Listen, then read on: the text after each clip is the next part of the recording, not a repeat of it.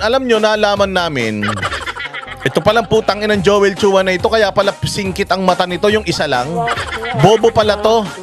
Tanga pala ito. Wala palang utak itong Joel Chua na ito. Kaya naman pala, dyan sa hearing, dyan sa Senado ng impeachment ni Inday Sara, putang ina, akala mo nag-interview lang na mag-a-apply sa SM. Google account ko na freeze ay sus, Randel Bunagan, ng babae ka na naman. Kaya na freeze assets mo. Baka nag-freeze ng assets mo, hindi amlak. Baka yung amlak ni May Chua nag-freeze ng assets mo, nahuli ka na naman siguro. Baka bumanat ka na naman ng mga Kolumbiana. Ha? Randel Bunagan ha? Walang yaka. Oy, Joel Chua, ang kapal ng mukha mo. Kaya naman pala, para kang tanga dyan sa ano. Kung ikaw, ano ang iyong trabaho? Gaano ka nakatagal sa serbisyo? Kaya pala ganun lang yung mga tanong mo, Joel Chua. Putang ina, bobo ka pala. Take 3 ka sa ano, sa bar exams, take 3. Tanginang yan, pag bumagsak ka sa pangalawa, dapat hindi ka na nag-abogado. O nag-take 1 ka, bumagsak ka, medyo kinabahan ka, okay lang yan. Eh syempre magre-review ka ulit, magti-take 2 ka, bumagsak ka ulit, putang ina, itigil mo na. Kapag ganyan, itigil mo na. Kasi kahit abogado ka, naging abogado ka, kung 3 beses ka nag-aboga siya, sa pang-4 doon ka palang pumasa, tangina niyan, dapat nag-construction worker ka na lang. Nag-ano ka na lang sana, magbubuti. Ganyan. O kaya, ang dami naman trabaho dyan sa Maynila, nagkalakal ka sana, katulad ni Isko noon. Walang iya ka, nakakadiri ka. Ang yabang-yabang mo kung makasita ka kay Inday Sara at sa mga ano, putyang inang yan.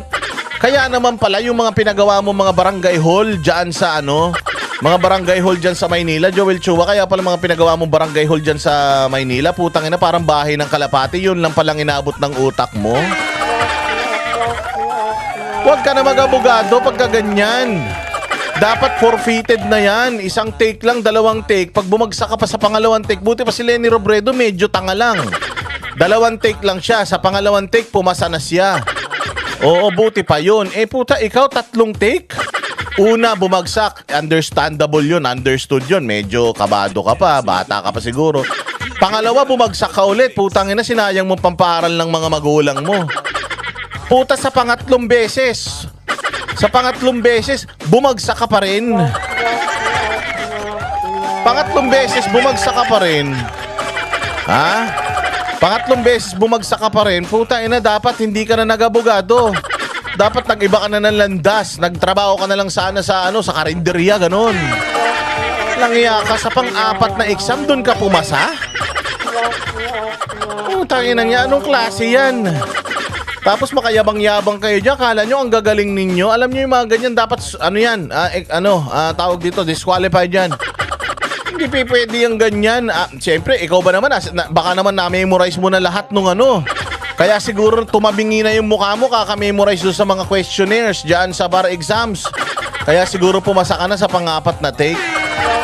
3 beses bumagsak. Utang ina niyan. Bobo lang yarn. Oh, iniimbitahan ka namin, Joel Chua, ha? Iniimbitahan ka namin sa Banateros, mag-interview tayo. Putang ina mo kung talaga matalino ka. Uubusin namin ang laman ng utak mong walang laman.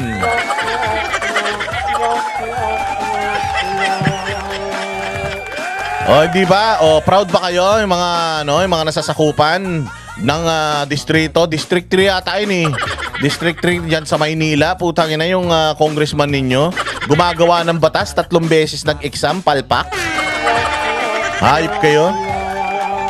Tayo na, parang membro ka na ng ano nun Membro ka na ng Integrated Bar of the Philippines nun. 3 beses, pukin ang ina niyan. Kung ako siguro 2 beses, bumagsak ako, nagbago na ako, baka na gano'n na lang, basketball na lang ako. O kaya baka na gano'n na lang ako, nagpunta na lang ako Mega Mall.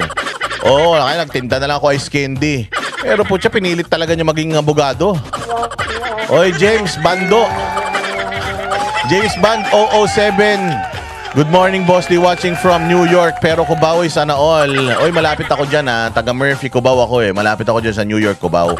Ang nanay ko at saka ang tatay ko nagtinda dyan sa my Q-Mart. Nagtinda kami ng tsinelas, gulay, nagtinda kami dyan. Oo, kaya alam ko yung kung ano na yan, New York, Cubao na yan. Maraming mga ano dyan mga hostess dyan nakatira. Yung mga nagtatrabaho sa Cambridge, mga nagtatrabaho sa sa Bartolina, sa Takusa. Dyan nakatira yan sa may mga bandang New York, ganyan. Magnotaryo na lang, hindi rin pwede magnotaryo yan. Ano ba kayo? Hindi pa pwede magnotaryo yan. Kasi baka lahat ng inotaryo niyan hindi niya basahin. Putang ina niya, kaya pala ganun lang magtanong yung kupal na yan. Kala mo naman napakatalino. Naawa na lang yung professor kaya ipinasa. Oo nga, hindi ko alam kung sa sa law school ba baka sandamukal na kawali ang ibinigay niyan sa kanyang teacher para pumasa lang yan. Kawali, kaldero, sandok, baka yung magulang niya napilay nakakabunot. Oo, baka napilay nakakabunot sa eskwelahan. Para lang pumasa yung ulol na yan. Ina ninyo? Ang yayabang ninyo, ganyan lang palang inabot ninyo. So ayun panoorin ninyo yang Vox Populi. Marami tayong mga mga napag-usapan with Amy Marcos. Ang dami niyang mga inilabas sa amin. Ang daming alam ni Amy. Oo, pati sa mga Rimulya, lahat talaga. Pucha, ibang klase. Kaya nga sabi niya, nabitin daw siya. Inabot kami ng hanggang anong oras. Ang tagal din ng kwentuhan namin. Medyo sa umpisa, nakaka-intimidate siya. Alam niyo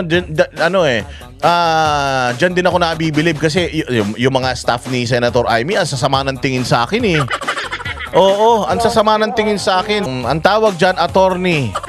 At last, hindi attorney at law. Aba, matalino ka ha. Domingo Balderano. Tama ba? Baldinaro. Oo, sabi niya, ang tawag daw dyan, hindi yan attorney at law. Attorney at last. Ang galing mo doon ang bright mo ha. Bilib talaga ako sa mga banateros ha. Ang mga utak ninyo matataba. Oy, Mayor Chino, makita sana kita sa Davao pag umuwi kami. Sige, umuwi ka sa Kadayawan. Pupunta kami ng Kadayawan. Diyan sa Davao, magdadala ako ng mga t-shirt. Mamimigay tayo ng t-shirt dyan sa Kadayawan. Ha? Attorney no case. Hindi, iba pa nga yung attorney no case Kahit pa paano, itong si Chua, meron pa siyang kliyente. Kasi kliyente niya yung Kongreso. Mahirap sila, sila Palsis. Oo, yun talaga, walang kaso talaga yun. Tsaka silang libayan. Mga vlogger na lang yan. Attorney vlogger tawag dyan. Kung si Chua, attorney at last, yung mga attorney vlogger. Langya kayo, nag-abo-abogado kayo, tapos nag-abo-abogado kayo, tapos nag-ano lang kayo, nag-vlog-vlog lang kayo, sinayang yung eskwela. Hindi yung katulad ako, grade 2 lang ang tinapos ko. Kita mo, pwede ko mag-vlog, grade 2 lang tinapos ko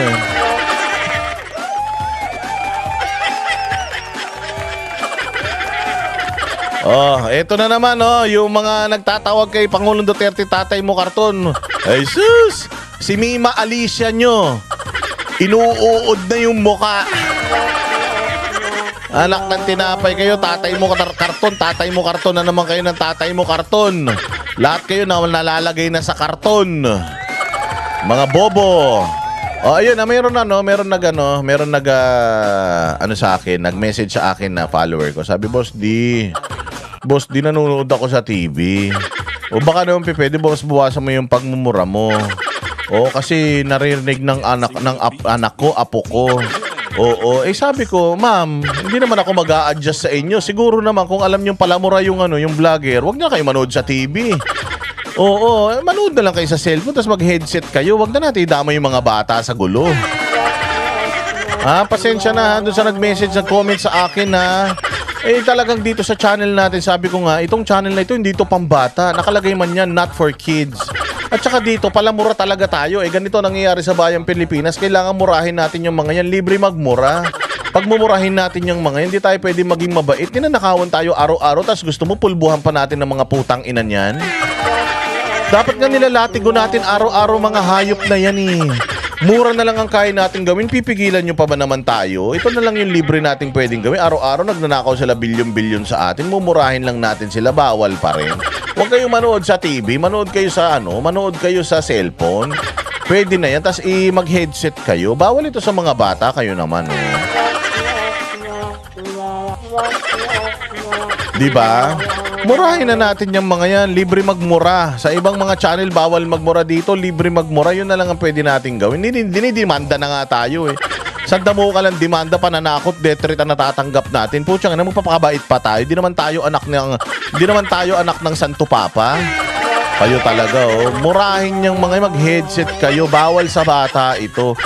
Huwag niyo paririnig to sa mga apo ninyo, mga anak ninyo. Bawal. Oo. Bukas pa ba ang Bartolina? Oo, bukas pa yun, Randel. Ang dami. Bukas pa yun. Nandoon pa yung pangalan mo sa dingding. Randel Bunagan. Nakita ko yung pangalan mo. Randel was here. Andun ka pa. Hindi pa tinatanggal yung pangalan mo sa Bartolina, Randel. Naging 3 na nga yan. Bartolina 1, 2, 3. Oo, pag nandoon naman tayo sa SMNI, hindi man tayo nagmumura doon. Mababait tayo doon pag nandoon tayo sa SMNI. Okay, kasi syempre, iba man yung vlog natin. Sa SMNI, kita mo parang hindi kami makabasag pinggan doon. Hindi ba? Kung gusto nyo ng walang mura, mapanood ninyo yung Banateros, manonood kayo sa Vox Populi. Pero pag dito kayo nanood sa ating channel, binabalatan natin ang buhay yung mga magnanakaw dito. Hindi naman natin pwedeng binabalatan ang buhay ng mayan ang pinaghehele pa natin. Di ba nabudol X9L dyan sa US? Dapat murahin araw-araw mga puke ng inang mga 2 years pa. Oo, 2 years pa. Hindi, alam nyo minsan, kailangan nyo ilabas Kailangan nyo ilabas yung galit ninyo sa pamamagitan ng pagmumura. Hindi masama ang pagmumura kung minumura mo mga demonyo. O pero kung minumura mo mga mababait na tao, minumura mo mga mga mabubuti ang puso, halimbawa minumura mo si Pastor, minumura mo si Pangulong Duterte, minumura mo si Inday Sara, minumura mo yung mga mababait at maganda ang hangarin sa Pilipinas, sa impyerno ka pupunta niyan. Mababaril ka sa mukha niyan katulad ng vlogger nilang Patay Gutom. O dito sa channel natin, ang minumura natin dito, puros mga kawatan, masahol pa sa hayop, mga kampo ng demonyo, mga taga-impyerno, ay dapat lang sa kanila yan. Hindi tayo dapat magpakabait sa mga yan. Oo, lintik ang pang-fake news ng mga yan sa mga taong sinusuportahan natin Tapos gusto niyo maging mabait tayo? Hindi. Bilyon ang mura ninakaw nila. Bilyon, trilyong mura. Trilyong mura ang ibabawi natin, isisigaw natin sa pagmumukha nila, bilyon ninakaw nila. 'Di ba? Tama?